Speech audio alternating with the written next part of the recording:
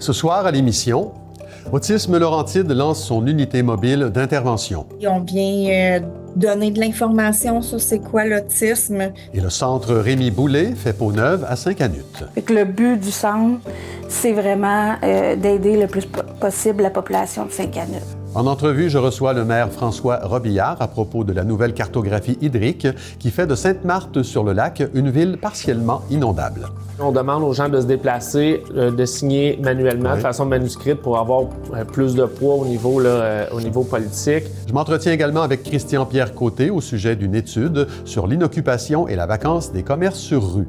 En fait, ça sert à mesurer la vitalité de différentes artères commerciales. Enfin, Maude Loca nous rend visite pour nous parler des spectacles à l'affiche au Théâtre Gilles Vigneault. Une très belle production, Le Père, mettant en vedette, entre autres, le grand Marc Messier. Bienvenue à Accès Local.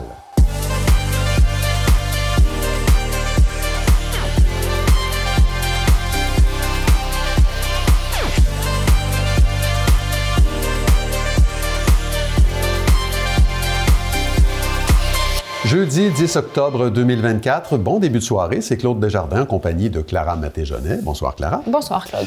Autisme Laurentide a inauguré un nouveau service à la fin de l'été. Vous avez fait le point avec la directrice générale adjointe, Vicky Lafontaine. Oui, Claude, l'organisme qui a environ 375 membres à son actif dans la région, qui vient renouveler son offre de service avec une unité mobile d'intervention.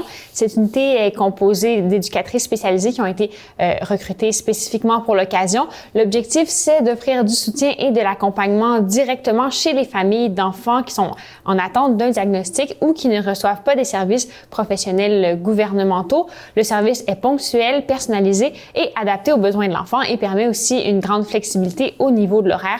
On écoute à ce sujet Madame Lafontaine. Donc, nous, on vient les aider.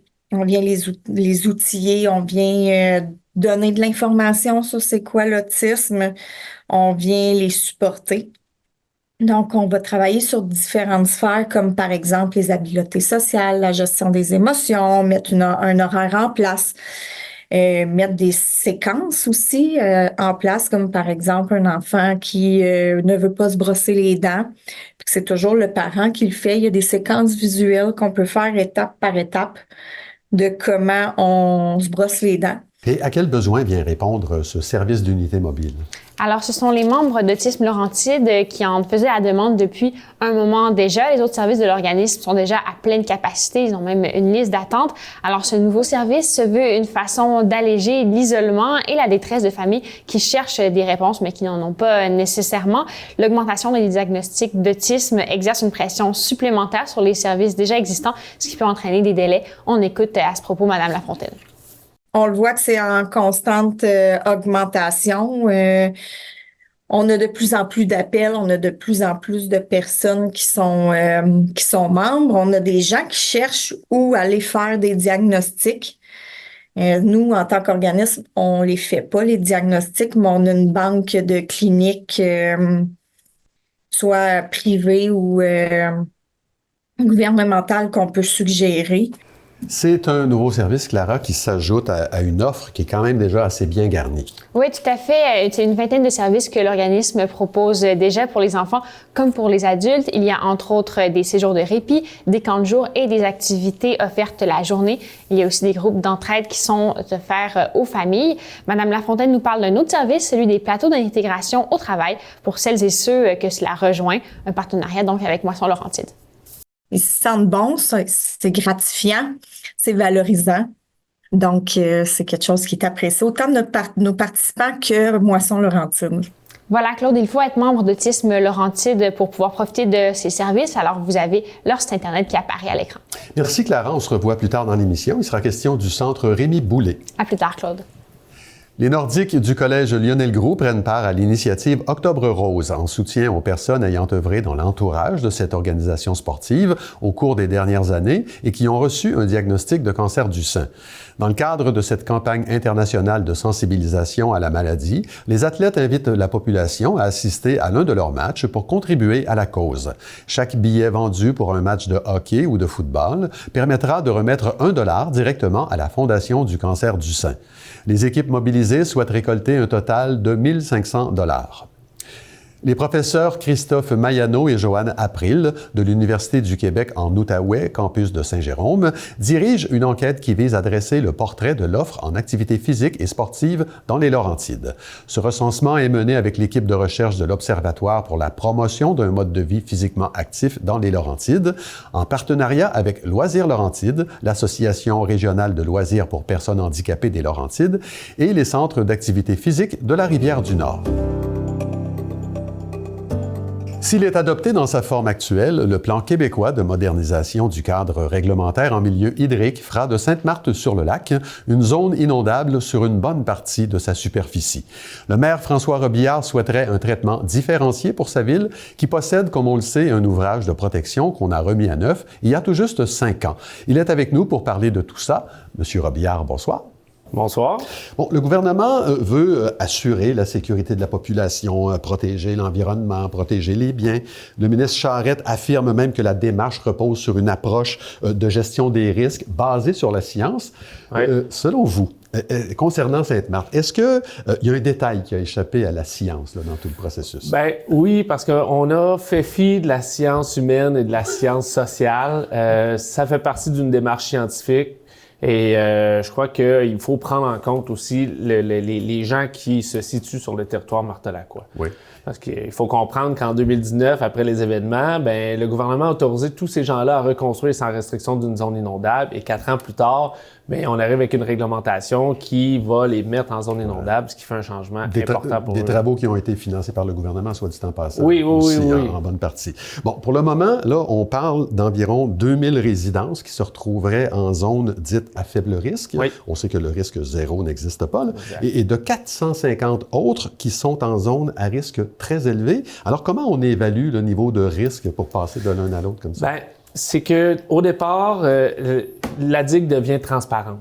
Après ça, ben, on va devoir, par un argumentaire, là, selon la réglementation, là, la proposition, on va devoir proposer, arriver avec un argumentaire pour expliquer la solidité de la digue. Et après ça, il y aurait une transformation des zones. Il éliminerait la zone modérée, la zone élevée et rétrécirait la zone à très haut risque. Okay. Donc, toutes les 2000 résidences deviendraient en faible risque. À faible risque. Mais même encore à faible risque, il y a des incidences, il y a des impacts importants pour les citoyens, que ce soit au niveau des agrandissements, de la reconstruction.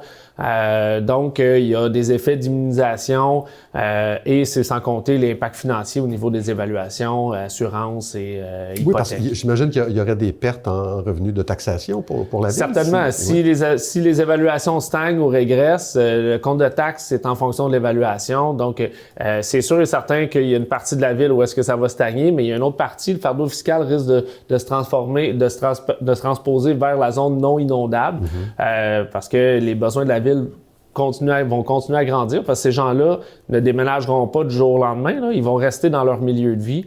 Donc, c'est sûr que s'il y en a des gens qui payent moins, mais il y a des gens qui vont payer plus à quelque part. Là. Un traitement différencié pour Sainte-Marthe-sur-le-Lac, ça se présente comment, ça, à votre esprit? Bien, on est d'accord avec les objectifs. Oui. Il faut que les gens prennent conscience qu'ils sont protégés par un ouvrage de protection, mais il y a des moyens d'arriver à ces objectifs-là sans qu'on impacte directement les citoyens en les mettant en zone inondable. Je pense qu'un plan de mesure de risque, un plan de mesure d'urgence, un plan d'entretien sur l'ouvrage de protection, tout ça va faire en sorte qu'on va amoindrir le risque à son minimum.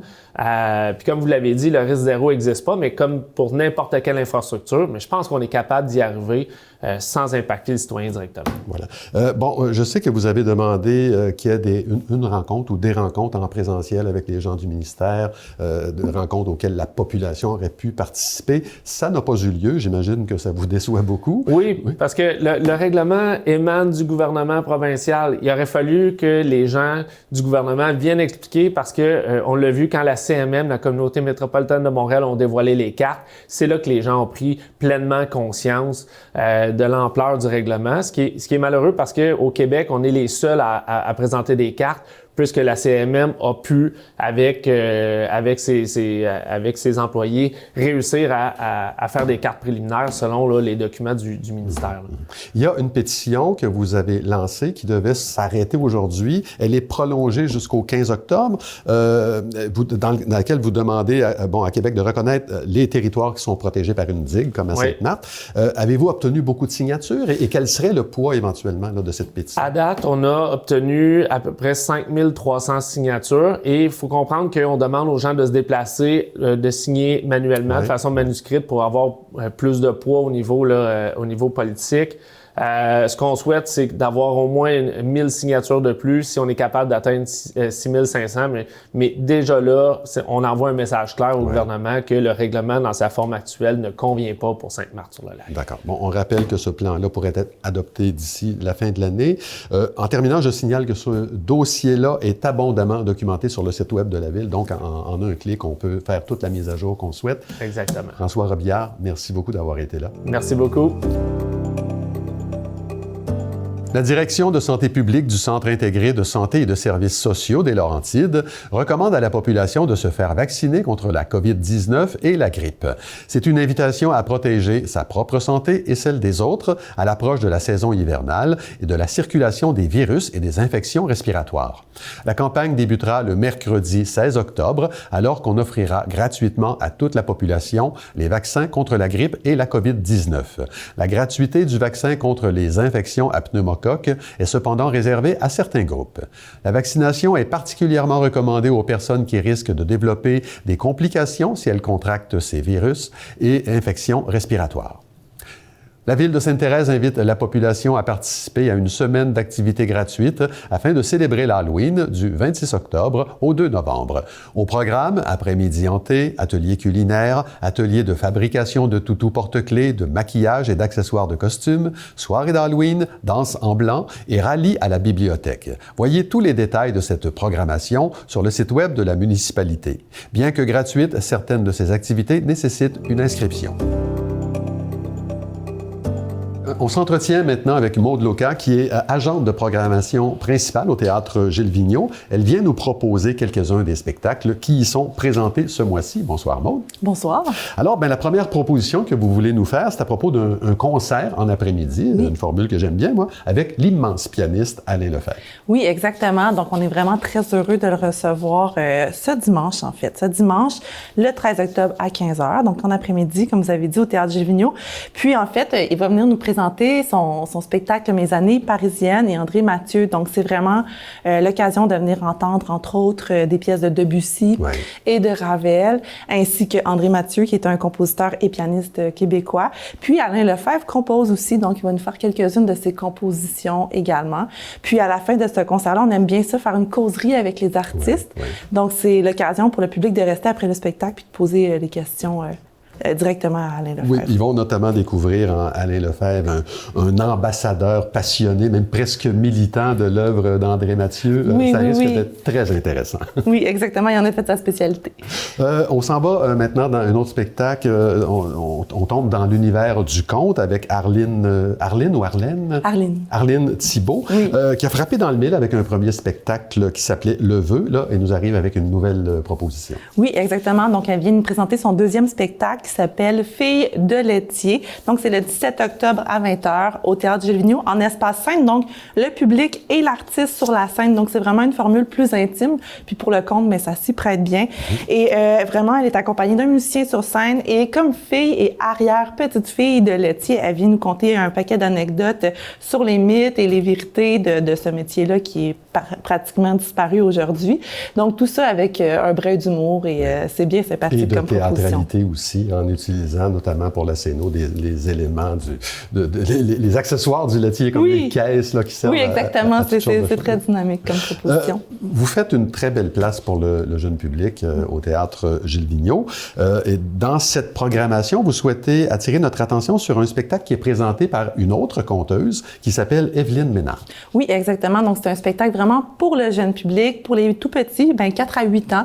C'est 35 minutes, donc c'est une proposition qui est pas trop longue non plus. plus. Et c'est à la salle Anthony Lessard. Donc, ce n'est pas au théâtre Gilles Vigneault. C'est dans la salle de la Maison de la Culture Henri Grignon, à 2 pas du théâtre. Proche, C'est tout près. Puis, encore une fois, c'est une salle intime, 150 places environ. Et la conteuse, c'est un conte interactif. Elle vient nous raconter l'histoire de ce prince jaune, le prince Canari, et de cette princesse qui est prise dans une tour.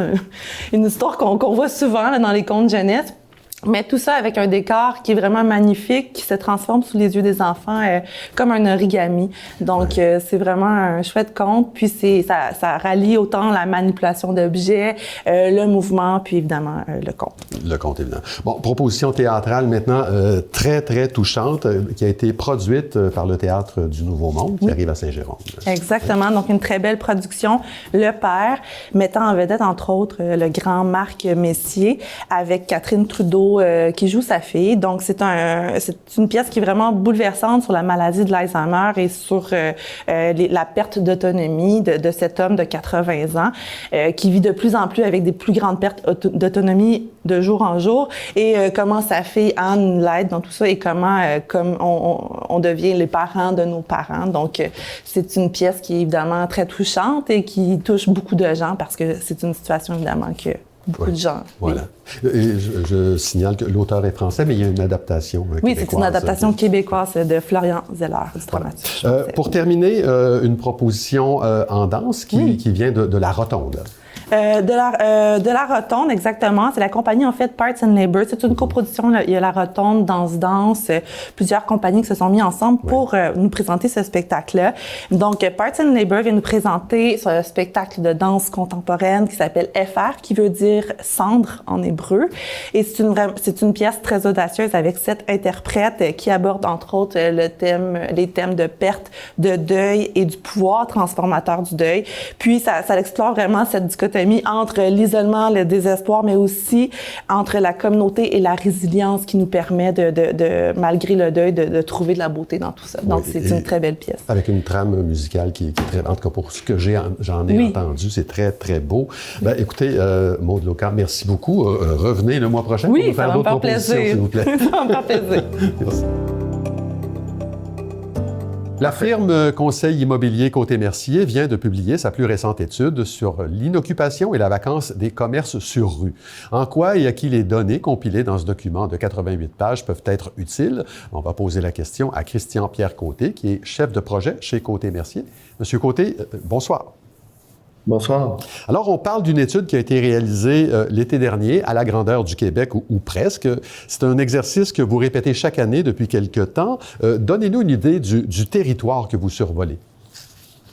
En fait, on essaye de couvrir l'ensemble du Québec dans les limites de nos capacités, parce qu'on est un organisme qui est cautionné ou qui est financé par... C'est une étude qui est financée par différents professionnels du domaine. Donc, on va couvrir bien sûr Québec, Montréal dans une bonne partie, mais on va essayer d'étirer un peu la zone recherchée à travers différentes régions du Québec.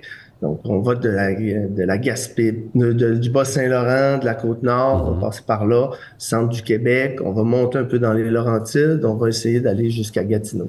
OK. Bon, ça permet d'établir notamment une sorte de palmarès là, au sommet duquel trônent les Laurentides avec un taux d'inoccupation de 1,4 %. Je reprends ma question que je posais en introduction. Quelle est l'utilisation là, qu'on peut faire des données qui sont contenues dans l'étude? En fait, ça sert à mesurer la vitalité de différentes artères commerciales.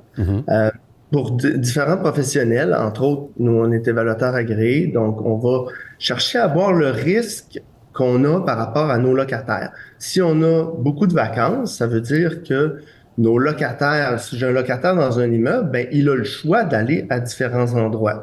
Mais ça peut aussi dénoter, si j'ai beaucoup de vacances, une dévitalisation. Donc, peut-être un transfert ou un déplacement d'un pôle vers un autre. Et à l'inverse, si j'ai beaucoup de demandes pour mes locaux, donc si j'ai pas de vacances, ben ça peut signifier une certaine pression sur les loyers. Donc, ça va nous permettre de mesurer ponctuellement une situation. et surtout, dans le temps, de voir quelle tendance se dessine. Ouais. Donc, on voit bien que l'étude ne sert pas seulement qu'à recenser des locaux qui sont vides ou occupés, mais aussi d'évaluer l'utilisation réelle qu'on en fait. Pourquoi c'est important cet aspect-là des choses?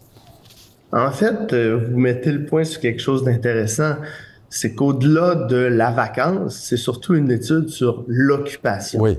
Quand on est capable de mesurer ou de bien définir qui occupe les lieux, à quelle fréquence on a des turnovers, on a des renouvellements, donc qui part, qui revient, bien, ça nous permet de dresser un peu le portrait d'une artère, par exemple, qui est à succès. Quels sont les facteurs qui favorisent ces succès-là et aussi l'inverse? Oui, et vous indiquez par ailleurs qu'au moment de choisir une place d'affaires sur rue, un taux d'inoccupation qui est supérieur à 5-6 est considéré comme étant favorable et qu'en même temps, qui doit être inférieur à 4 Là, je pose la question très naïvement. Pourquoi c'est moins bon entre 4,1 et 4,9 En fait, quand on choisit un local commercial pour un commerçant, il y a plusieurs variables à prendre en considération. Ouais. Si je fais un parallèle avec le résidentiel, on pense que le résidentiel, l'équilibre est autour de 3 On entend ça souvent. Bien, un logement, tu sais, il y a toujours une cuisine, une salle de bain, il peut être un peu plus grand puis un peu plus petit, mais entre 500 pieds puis 2000 pieds, on va avoir l'ensemble de nos logements, la grande majorité. Le local commercial, ça peut passer de 500 pieds à 40 000 pieds, ou dans le cas des commerces de proximité, peut-être plus à 10 000 pieds, 12 000 pieds. Donc, la variance est beaucoup plus grande. Pas le storefront, mais la vitrine commerciale est d'une importance aussi pour certains commerces plus que d'autres, l'accès au stationnement, la visibilité, etc. Donc, ça nous prend quand même un peu de possibilités quand on cherche un local commercial, étant donné ces variables-là. D'accord. Donc, c'est pour ça qu'on pense qu'autour de 5 6 on devrait être à l'équilibre. Quand on a peu de locaux commerciaux de disponibles, ça dénote une bonne demande pour les espaces, premièrement, mais ça limite la capacité de nos commerces à prendre de l'expansion dans un premier temps et aussi à d'autres de venir s'installer. Si je vais augmenter la diversité, si je veux avoir plus de produits ou de services dans une localité et qu'il n'y a pas d'espaces commerciaux, je vais avoir de la difficulté à accueillir des nouveaux commerçants. À l'inverse, si j'ai beaucoup de disponibilité, comme on en discutait, bien, ça peut dénoter d'une dévitalisation d'un secteur ou d'un désintérêt. En fait, c'est surtout une constatation que les commerçants qui s'installent là ne font pas de sous et donc soit ferment, soit se déplacent. Écoutez, tout ça est très éclairant. On doit se quitter là-dessus. Je précise que le taux moyen d'inoccupation est de 3,8 au Québec, que la tendance est généralement à la baisse depuis les années pandémiques. Christian Pierre-Côté, merci beaucoup de nous avoir donné ces quelques minutes. Merci à vous. Merci. On est de retour avec Clara Matéjonet. Clara, le Centre Rémy Boulay, un organisme qui fournit de l'aide alimentaire et financière aux personnes dans le besoin, ça c'est dans la région de Saint-Canute, a fait peau neuve à la fin de l'été. Vous êtes allé faire un tour. Oui, Claude, anciennement, c'était le centre de dépannage de Saint-Canute. Le Centre Rémy Boulay, maintenant, a entrepris des rénovations importantes pour mieux desservir sa clientèle qui est grandissante. Alors, auparavant associé à la paroisse de Saint-Canute, l'organisme est devenu complètement indépendant plus tôt cette année et a décidé de mettre à niveau ses installations. Alors, pour découvrir les nouveaux locaux du centre, je vous invite à regarder notre reportage de ce soir. Quand je suis rentrée ici, il y a 3 ans, presque 3 ans, il y avait 20 personnes qui étaient à l'aide alimentaire. Je suis rendue à 140 personnes d'inscrits à l'aide alimentaire. Et moi, c'est le jeudi, les inscriptions, que le monde peut s'inscrire. Et juste, à chaque jeudi, j'ai toujours 2 à 3 inscriptions là, par semaine. Fait que c'est de plus en plus, là, il y a vraiment une grosse demande. On paye des frais scolaires pour des parents qui sont dans le besoin, qui ont de la difficulté. On paye aussi des événements sportifs pour des jeunes. Là, on a eu une jeune qui est allée à l'international. Les parents étaient peu en moyens, fait qu'on l'a aidé à réaliser son rêve. Fait que le but du centre, c'est vraiment d'aider le plus possible la population de Saint-Canute. C'est pour ça aussi que On a investi beaucoup. Dans le fond, c'est que notre aide alimentaire avant était en bas. On était vraiment, c'était des frigidaires ordinaires. On passait ça par le châssis quand ça rentrait. C'était compliqué, les bénévoles étaient fatigués. Fait que là, on a vraiment fait un aide alimentaire avec des vrais frigidaires, un vrai frigidaire, un vrai congélateur commercial, avec une porte de garage, ce qui est beaucoup plus facile. Puis, comme je vous ai dit, on a tellement augmenté les paniers dans les dernières années que c'est la mission même du centre là, d'aider. Fait qu'il faut être bien organisé. Puis, on a fait aussi les travaux pour ce qui est du magasinage, parce que dans le fond, vous, moi, peu importe, viens magasiner ici. Des fois, le monde nous dit je le donne, c'est pour les pauvres. Premièrement, c'est très péjoratif, parce qu'on ne sait jamais quand est-ce qu'on peut en avoir besoin. Et deuxièmement, c'est pour tout le monde. Parce que plus vous allez acheter ici, plus nous, on va faire d'argent, puis plus on va pouvoir aider de personnes. C'est vraiment la mission du centre. Ici, c'est la section meubles. On n'en a pas beaucoup en ce moment, parce que ça sort, ça rentre, ça sort. Il y a vraiment un bon roulement. Depuis mai cette année, 2024, on est devenu un organisme à but non lucratif. On s'est séparé officiellement de l'Église, de la fabrique. Puis c'est pour ça que là, on a pu faire plusieurs travaux. Parce qu'avant, sur le conseil d'administration, avant, il y avait des citoyens, mais il y avait aussi la fabrique. Fait que c'était plus compliqué à ce moment-là. Alors là, c'est fait, on est devenu une entité indépendante. Puis on a mis beaucoup d'argent dans le centre. On a investi beaucoup, dans le fond, parce que la demande est de plus en plus pressante là, pour Mirabel, pour Saint-Canute. La bâtisse avait besoin là, d'un petit coup de renouveau. Là. C'était compliqué. Les planchers en bas, c'était du prélard. Sur l'autre côté, c'était du ciment. Ça se lavait pas bien. Puis, on voulait vraiment faire un effet magasin pour attirer une clientèle qu'on n'avait pas avant. On veut vraiment. Puis, on sait que dans les années présentement, les jeunes sont vraiment de donner une deuxième chance aux articles. Souvent, c'est surprenant là, ce qu'on peut retrouver ici. Des fois, on pense même pas les jouets. T'sais, les enfants en bas âge vont jouer un peu, après ça, oups, on le donne, c'est encore super bon. Fait que les articles de bébé, le linge, maintenant avec les compagnies comme Shein ou Temu, le monde se commande beaucoup de linge, ça fait pas. Finalement, ils nous le donnent. Fait qu'on se retrouve avec beaucoup de linge qui est des fois là, neuf sur le plancher. On aide vraiment, vraiment beaucoup de gens. Juste un petit, les épiceries, le jeudi, c'est un 200-250 $ qu'on leur donne à tous les jeudis là, pour les aider. Puis toujours les produits essentiels, là, le lait, les œufs, le pain, ça, c'est les fruits, les légumes, du yogourt, des collations pour les enfants, pour les lunchs, des viandes froides. C'est vraiment important. Là. On veut vraiment que les gens de Saint-Canute puissent manger. Puis, juste en terminant, les paniers de Noël qui vont s'en venir bientôt. Puis ça, c'est ouvert à tous les gens de Saint-Canute. On ne demande pas de justification de pièces pour les salaires, parce qu'on veut que tout le monde mange à Noël. Tu peux gagner 100 000, mais c'est endetté de 150. Tu vas avoir quand même de la difficulté à manger. Fait qu'à Noël, les paniers de Noël sont ouverts à tous les gens de Saint-Canute.